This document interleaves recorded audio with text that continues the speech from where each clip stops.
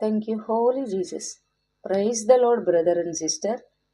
ఈరోజు ప్రభువారి మాట నీ కొరకు 145 కీర్తనల గ్రంథము 19వ వచనం.